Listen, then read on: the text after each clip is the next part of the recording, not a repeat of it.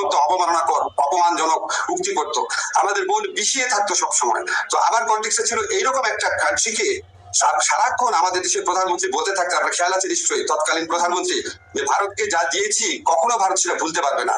তখন আমাদের মনে প্রশ্ন আসতো, এটা কি আপনার পৈতৃক সম্পত্তি নাকি, আপনি যা ইচ্ছা দিবেন? কাজে তখন মনে তো অপ্রকাশ্য অনেক জিনিস আছে।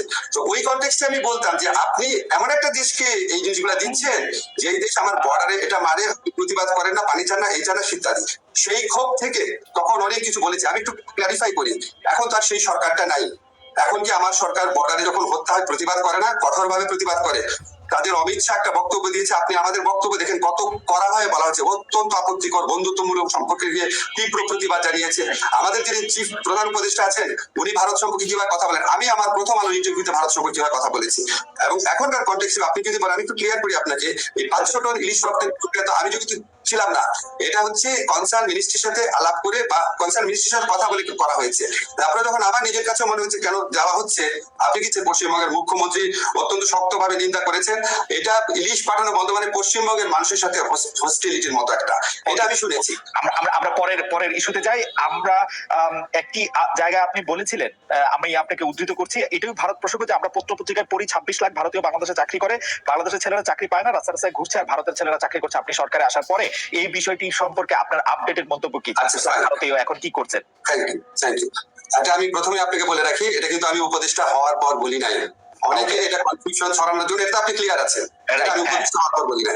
এটা উপদেষ্টা হওয়ার আগে ভারতের যে বাংলাদেশের প্রতি বর্বর কিছু রীতি, সেগুলি সমালোচনা করতে গিয়ে আমি একটা পর্যায়ে বলেছিলাম। এখন আপনাদের যে আপত্তিগুলো আসছে, প্রথম প্রশ্ন হচ্ছে এখানে 26 লাখ আছে কিনা।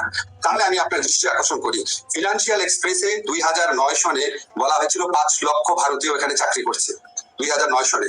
2015 সনে ডেইলি স্টারের রিপোর্ট, 2015 আজকে থেকে 9 বছর আগে, সিপিডি বলেছে রেমিটেন্স পাঠানোর দিক থেকে বাংলাদেশ হচ্ছে পঞ্চম।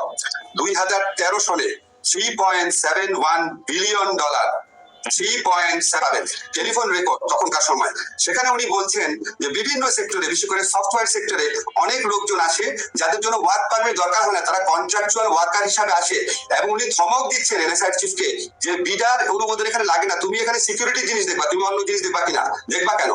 এবং উনি কিন্তু খুব ক্যাটাগরিক্যালি ভারতের কথা বলে না এখানে।